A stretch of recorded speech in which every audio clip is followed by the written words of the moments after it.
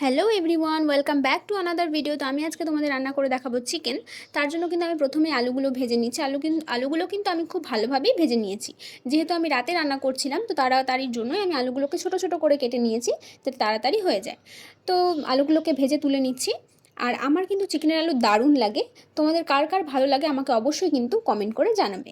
এরপরে কিন্তু ওই যে আলু ভাজার তেল ছিল, সেটাতে কিন্তু আমি একটুখানি গোটা গরম মশলা দিয়ে দিলাম। দেওয়ার পরে ওখানে পেঁয়াজ কুচি দিয়ে দিচ্ছি।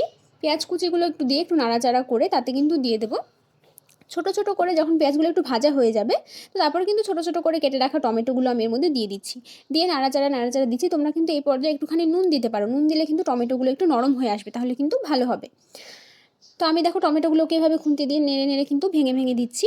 দিয়ে সঙ্গে মিক্স করে দিলাম। এবার কিন্তু এগুলো ভাজা ভাজা হয়ে গেছে। এর উপর আমি দিয়ে দিচ্ছি চিকেনগুলো কিন্তু আমি ছোটো ছোটো করে পিস করে নিয়েছি, যেহেতু তা বললাম তাড়াতাড়ির জন্যে। তো ছোটো ছোটো করে পিস করে নিয়েছি। এবার এগুলোকে আমি কিন্তু ভেজে নেব।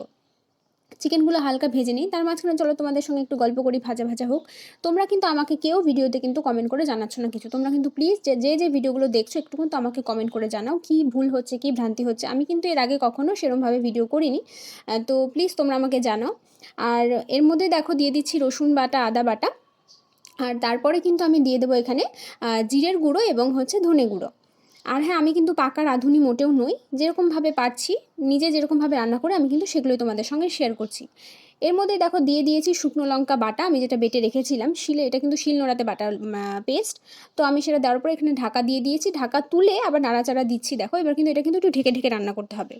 দিয়ে তারপরে এর মধ্যে কিন্তু দিয়ে দেবো জল। যখন কষা হয়ে গেছে, জল দেওয়ার পরে জলটা কিন্তু একটু উষ্ণ গরম জল দিলে কিন্তু ভালো হয়, আমি তাই দিয়েছি। তারপরে দেখো এখানে কিন্তু একদম আমার পারফেক্ট রান্না হয়ে গেছে। একদম পারফেক্ট নয়, এবার কিন্তু খাওয়ার পালা। তো আমার তো খুব ভালো লেগেছে। তোমরা এইভাবে একটু রান্না করে দেখো বাড়িতে কেমন লাগে। যারা বাইরে থাকো তারা ট্রাই করো।